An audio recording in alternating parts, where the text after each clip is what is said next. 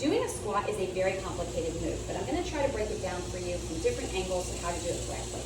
From the forward angle, you wanna make sure that your feet are in neutral, your toes are spread, your big toes are pressing down so that your abductors are automatically engaged, but you're not letting your foot fully pronate over as you do that. You're just supporting your arch and getting those abductors engaged. You're gonna hinge from your hips first. This is key.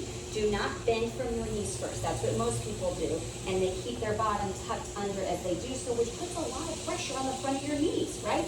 So instead, we're gonna make sure to hinge from our hips first, opening our bottom as we do so.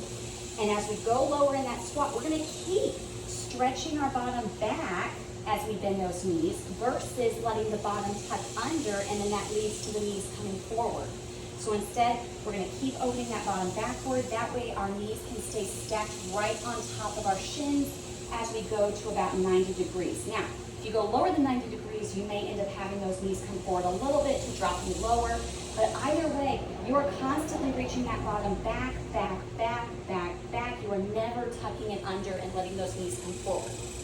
Now, things that you are letting come forward is your chest. So, as you squat down, we're gonna start with a pelvic tilt, opening that bottom, keeping those adductors engaged so you've got enough room to open up the back and shift backwards. And the whole time, we're keeping that core pulled in, okay? I'm not letting it dump forward and having my back arched, all right? I am also thinking of counterbalancing the weight of my head with the weight of my bottom. So if I keep reaching both of them further away from my center of gravity, I will maintain my balance versus if I keep my bottom tucked under, I'm gonna fall forward. If I keep my head lifted too high, I'm gonna fall backwards. So we've got to have equal balance between the weight of our head and the weight of our bottom as we do so, okay? Here at the bottom of about a 90-degree squat, I am then going to do a pelvic tilt, like so, to lengthen my spine again if it's not already lengthened as much as I want it to be. I'm going to continue to use my core at different levels as I use my glutes and hamstrings to rise back up to standing. I'm gonna finish once my core is nice and stacked on top of itself versus finishing, ta-da, with my back arched because I wanted to lift my chest. So finishing as soon as you feel those lower abdominals connect with those upper abdominals, all right?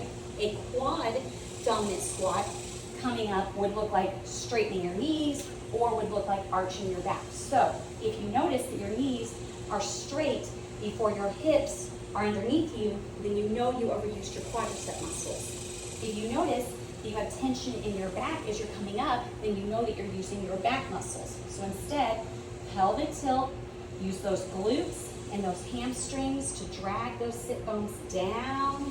Use the core all the way up to the upper core. And we finish the squat right here. You're also watching for, is there any weight shift issues? Are we weight shifting one way more than the other? We don't want those knees falling in or out as you do this, but making sure that everything stays in line as you squat down and as you come back